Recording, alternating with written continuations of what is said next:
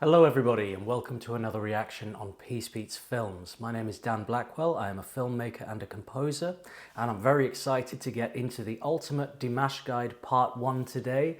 I'm a big fan of Dimash. If you've checked out my other channel, Peace Beats with Dan Blackwell, I've done a lot of reactions to his music, and I'm going to be seeing him in Wembley in November and doing a video all about that. And in the future, I'm also looking to go to Kazakhstan and making a music documentary about traditional Kazakh folk music and the sort of roots of Dimash and just going into all of that. So I still have a lot to learn, and I think this will be a very good start. A lot of people have recommended that I check out this, so let's get into it together and see what it's all about.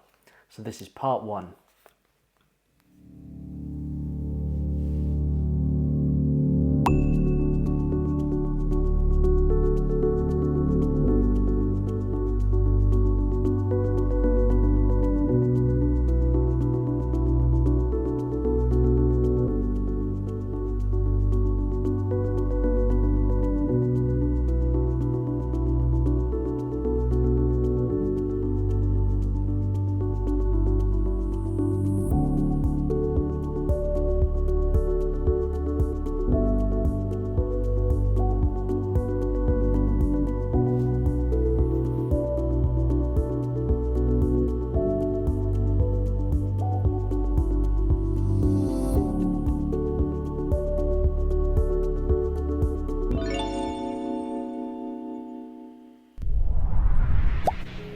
Есімді жиғалы сахнада жүрдім. 2 жасымда ең алғашқы рет сахнаға шығып көрдім.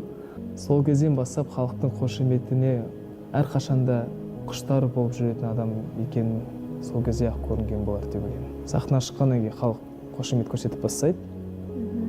Мен ана жаққа әрі қарата сахнаның сыртына өтіп кетуді ұмытып кетемін. Тұрып аламын да халыққа қараймын да ойнай бастаймын аудиториямен. Халық күліп жатады. Мен оларға тілімді көрсетемін. Олар шапалақтап жатады. Мен оларға дейтін бөлеймін да, ол көрермендерді. Олар дейтін мысқылдап күліп жатады. Енді 2 жасар баланың ол қысқылығы болмағанмен, енді бір еркелеген сияқты болып көрінгенмен, бір ыңғайсыз қимылдар жасаймын. Бүйтіп ойнаймын ана кісілермен ше. Залдағылар күліп жатыр. Мен одан сайын еркелеп ана жерде ешкім мені сахнадан алып кете алмай жатыр.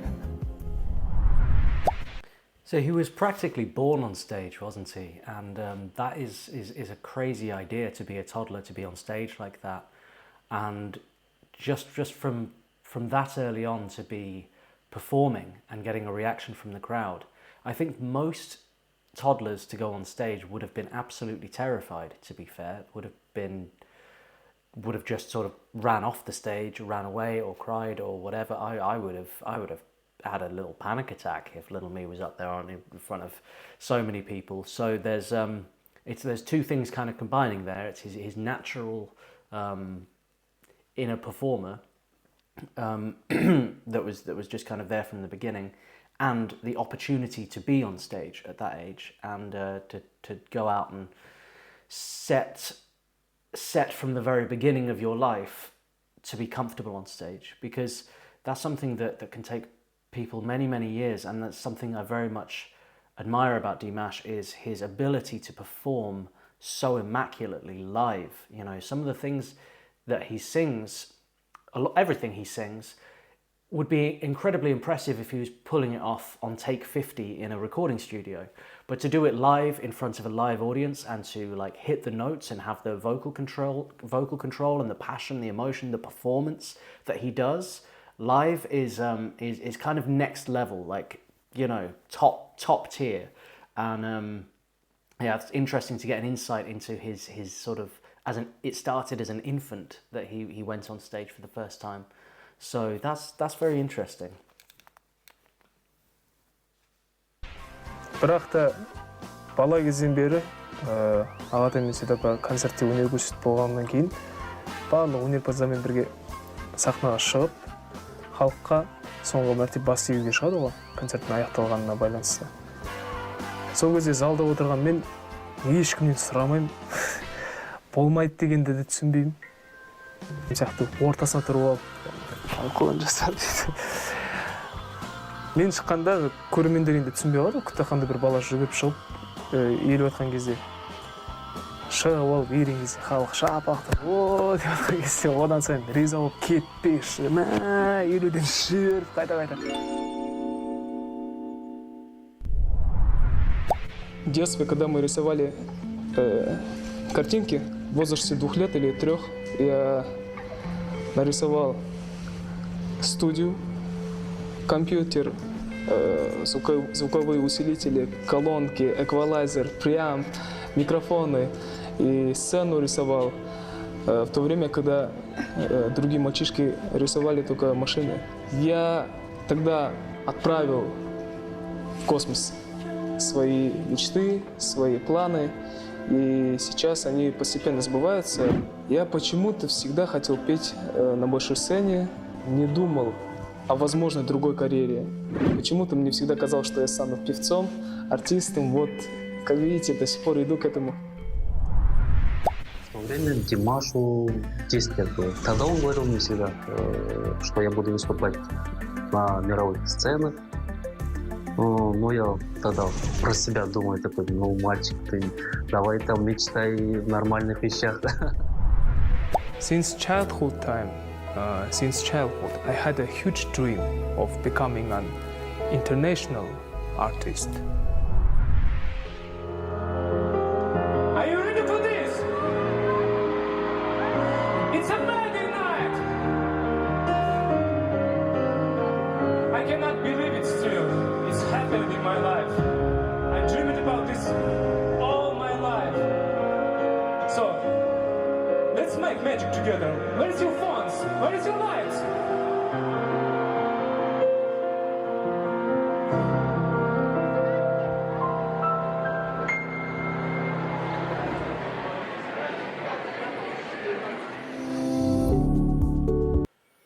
This YouTube channel, Lila C, have done a very good job with this documentary of kind of compiling information from different angles, you know, getting different perspectives and rolling them together to create sort of one cohesive story, taking you on this sort of biography of Dimash's life. It's very well done, and yeah, it's so cool that from childhood he just had that one vision and pursued it, and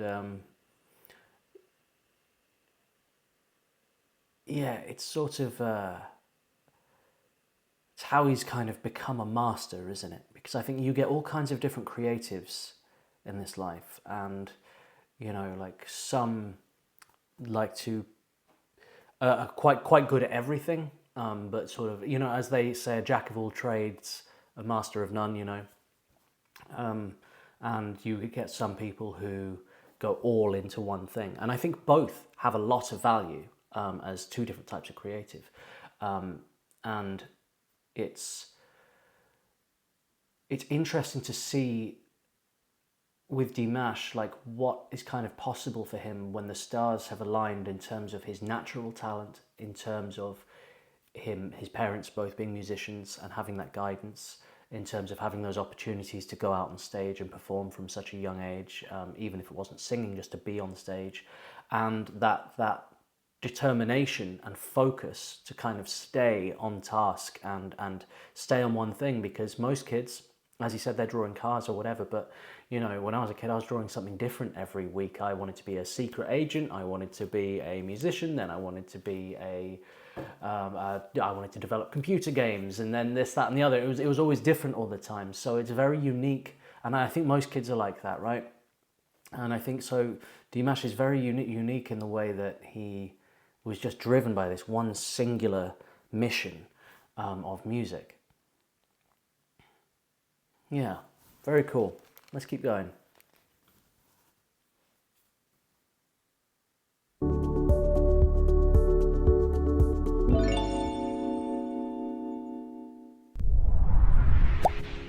Димаштың ес білгелі, көзін ашқалы, көргені, өнер адамдары, тыңдағаны, қазақтың күйі, әуені, әндері. Сондықтан бала кезінен ол өнерге бәріне өте жақын болып өсті.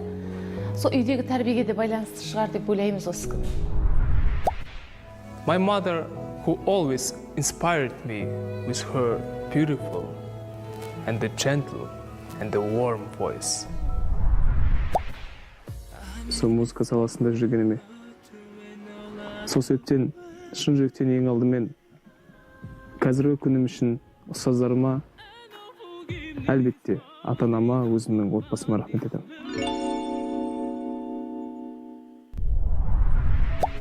Көбісі айтып жатады ғой, 1% талант, 99% еңбек деп. Еңбек арқылы адам жетіледі, еңбек арқылы адам өседі, бірақ дегенмен алдымен табиғат және де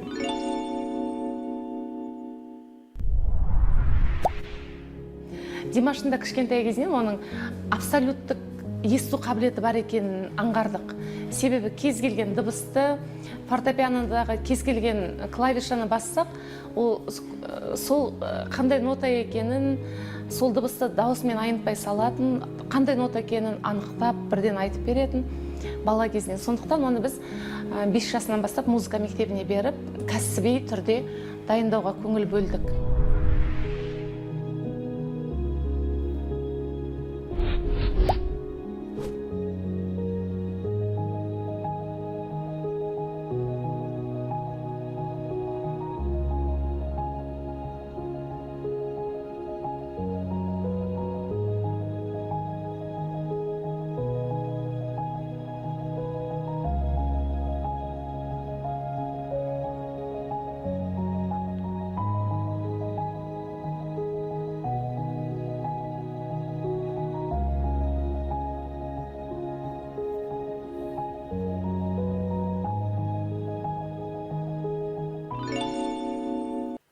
That's such an interesting gift, perfect pitch. I don't know what percentage of people have it or why or what genetically that is, but it's very interesting. If you ever meet somebody with perfect pitch, they can identify anything. When I was at music college, there was somebody in my class who had perfect pitch, and whenever we'd hear a bus beep its horn or something outside the building, we'd be like, what note was that? And he'd be like, F sharp. We'd all go to our guitars and be like, yep, F sharp. He just instantly could just get everything. And it's very rare, and I don't know if there's any kind of scientific explanation for it. It seems like some kind of divine intervention, doesn't it? You know, that some people are kind of like luckily gifted with. You can teach yourself relative pitch. Perfect pitch, you're kind of born with or you're not. I don't think it's something you can develop, but relative pitch is something you can train, where you can learn the difference of an interval. So what that means is if you get played a D and they hit the note for you, and then they play another note, you can then say B. You can tell from the difference of intervals, so because you've practiced, you've trained your ear, so you can learn relative pitch, which is it's missing the first step, or that you get with perfect pitch, where you can just identify the first note straight away, but it is a tool that you can hone through ear training to have a better kind of understanding of notes that are being played without having to look at them theoretically. You just kind of know. But to be born with it, you're really cutting the cue in terms of your musical education. You're really just going like straight to the front of the line on something that people usually have to work years and years to achieve. So it's an incredible gift he has there.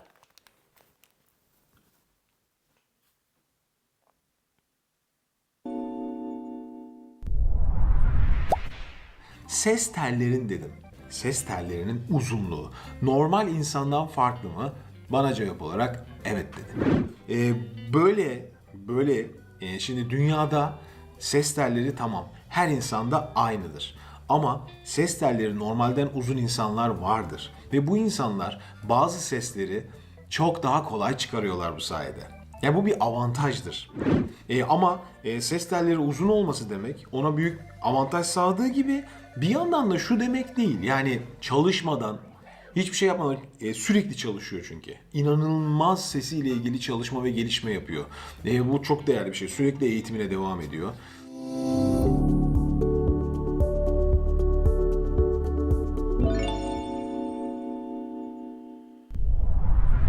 Many people think that to become a singer is enough to have a good voice.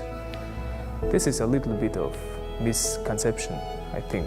I have been studying music for 25 years, and I can say that singing or playing instruments or composing some music is a whole science. Yeah, I think what you need to look at music holistically, don't you? Is what Dimash is saying there, is that, as he says, a whole science.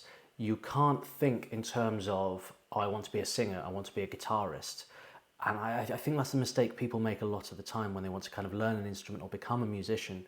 Say it's guitar, they might just focus on, this is how I'm going to learn this song. Oh, it's the 5th fret, the 3rd fret on the E string, and then you just learn it, and you're kind of like, just sort of going through the motions rather than understanding the notes you're playing, the timing, the rhythms.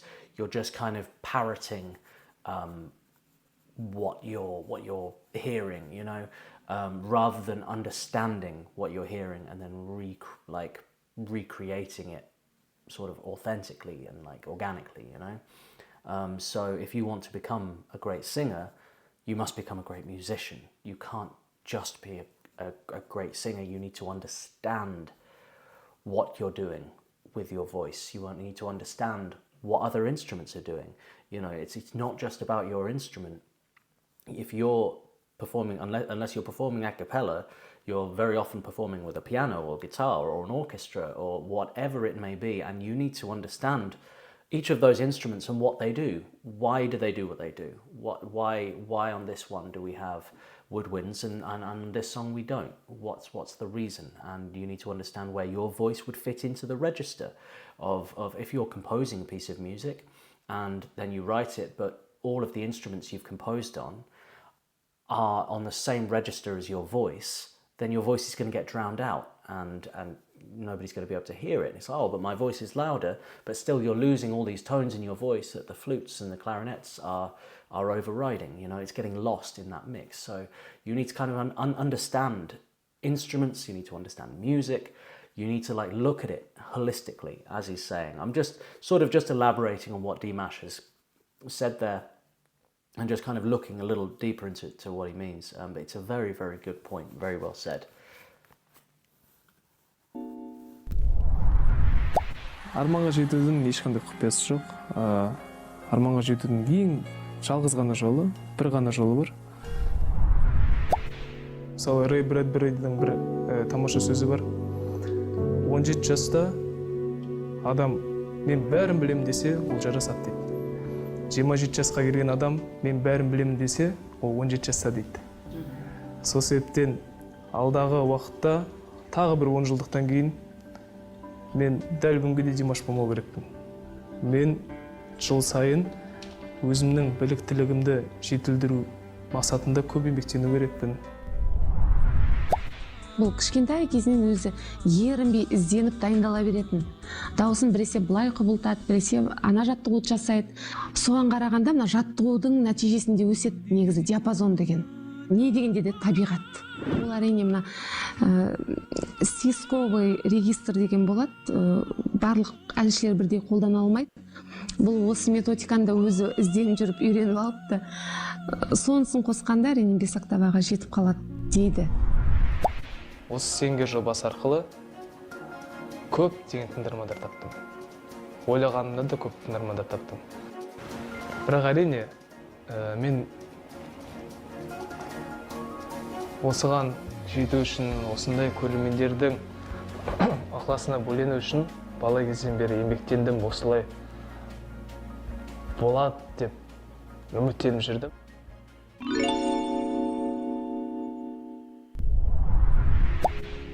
Негізінде бір аптаның өзі көпшілік етеді. Бір апта адамын айтпаса, қалып деген ұғым бар, жалпы қалыптан шығып кетеді. Дауыс қалыптан шыққан кезде оны қайтадан қалыпқа келтіру біраз еңбекті, қажырлы еңбекті талап ететін болады. Сол себептен мүмкіндігінше жұмыс жасай берген дұрыс.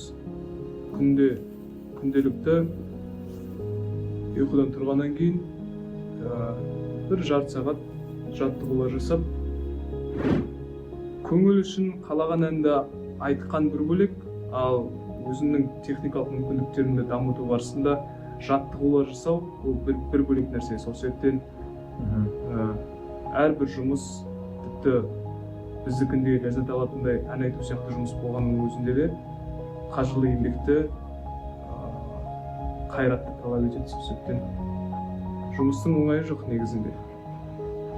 Рахмет. Барлық мамандық еңбекті талап етеді, барлық түбегейлі.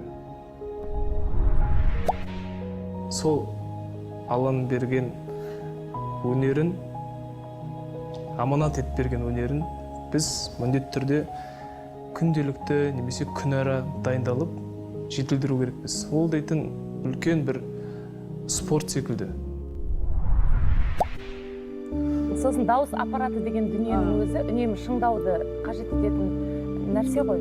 Спортсмендер қалай дайындалады, әншілерде, музыканттарда солай дайындалады. Аспапта ойнайтындар міндетті түрде қол жүгіртеді, дауысын арнайы жаттығулармен шыңдайды. Сондықтан Димаш сондай мүмкіндіктер жібермейді. Сен айтқандай, дауыстың бұлшықеттерін шыңдап, дұрыстап тұрмаса, формадан кетіп қалады. Дауыстың енді қай нәрсенде үнемі ол Димаш қана емес, мына үлкен сахнаға шығатын опера әншілері бар, эстрадада әншілері бар. Үнемі дайындалып, шыңдап тұрмайтын болса, дауыстың позициясы деген болады. Сол қай позицияда қалай, соның барлығы. Кейде жатып алып ән айтады, кейде отырып айтады, кейбір ноталары деген қалай болып шығады екен деп. Октава деп жатсам, осыны бер ғой енді еститініміз. Спорттық күй әсер етеді ме Димашқа? Қандай да спорттық жарыстарды жасап отырған кезде ән айтатын кездер бар. Өйткені ол сахнада билеп тұрып айтады ғой, соның бәріне жаттыған. That is really, really interesting. The first thing I want to touch on there is, I think it's unfulfilled potential is a very sad thing. Like if you have a gift that you've been given, whether it's athletic or music or anything at all, it could be anything, you know, you really must pursue it, you know, like you really, you owe it to yourself to fulfill, like to be as good as you can at what you love doing, you know what I mean? And I think it's really great for them to kind of bring up here how hard you do have to work as a musician, because I think there's a misconception that musicians are, or a stigma that musicians are lazy, that it's just, oh, they don't want to get a job, so you become a musician. You know, it's like, it's always been that way with music and art, this perception and now I suppose as well, on the online world, like YouTubers and, you know, things like that, this perception of laziness or not having to work hard or just get out of bed whenever you want and just stay up late and spend all day playing video games and you know, spend 10 minutes making a video or 10 minutes writing a song and then you just, you know, and it's absolutely not true. Creatives, filmmakers, we work incredibly hard every day, up early and under a lot of pressure as well to pay the bills and to work hard. To go an alternative route is a very difficult thing to do, and to make a living from it and to find fulfillment and achieve the things you want to achieve, it takes an incredibly a lot of hard work and determination to do that. And I think Dimash is a fantastic example of somebody who was really highlighting just how determined you must be. You know, if you want to be great, you have to work and work and work at it. So I really like everything that Dimash and both of his parents have been saying here, and I think it's very important, and a lot of people need to hear it. And I think on the flip side, talking to artists, musicians, I think working too hard can also be an issue.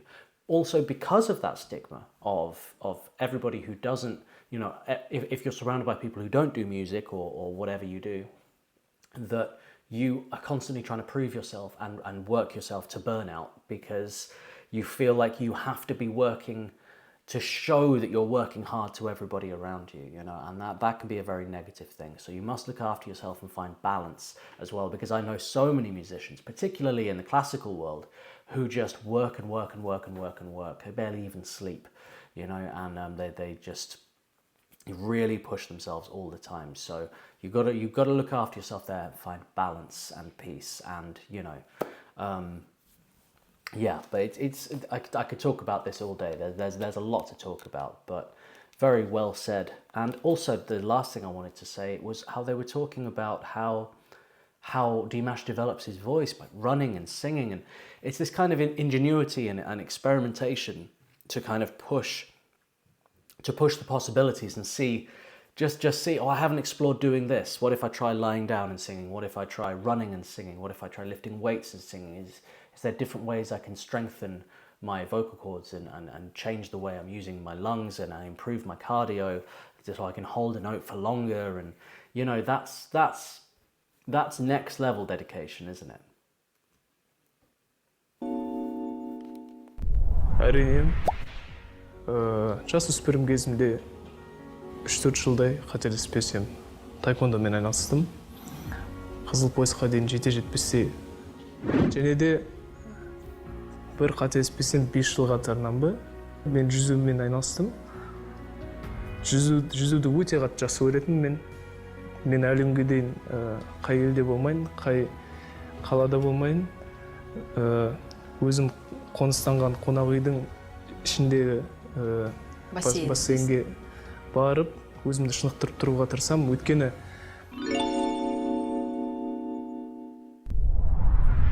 Сен күніне қанша сағат жұмсайсың дайындалуға? 3. Сені кім тыңдайды? Мұғалім ретінде Қытайда мұғалім бар. Сол кісімен дайындалып тұрам, бірақ кейде уақыт болмай жатқан кезде клавишті алып аламын да өзім күйсандықта ойнап отырып, өзімді баптауға тырысамын. Каждый день занимаетесь? Да, каждый день. По сколько часов? Ну, если так посчитать, в день я, наверное, пою больше 3-4 часов.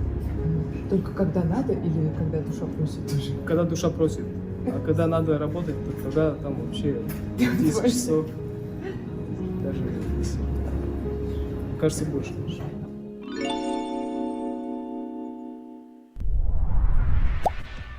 Аз да болса бір құпия айтайын. Түсірілген видеолардан өзінің ары қарай өзінің қателіктерін іздеп әр концерт сайын және концерт біткеннен кейін маған WhatsApp-қа сообщение жазады. Былайша айтқанда қалай болды? Мен жақсы айттым ба, мына жерінде былай болды ма? Деген сияқты сұрақтар қойылып жатады.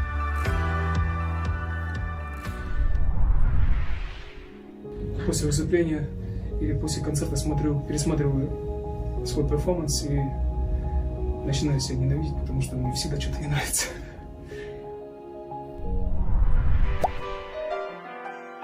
Бес-алты жас шамасынан бастап балаларға қарағанда басқа балалар күннің екінші жартысында мектепке барып келеді. Ал менде бала кезден бастап күннің бірінші жартысында музыкалық мектепке барам. Мен қазір жүрегімді ашсаңыз да музыка.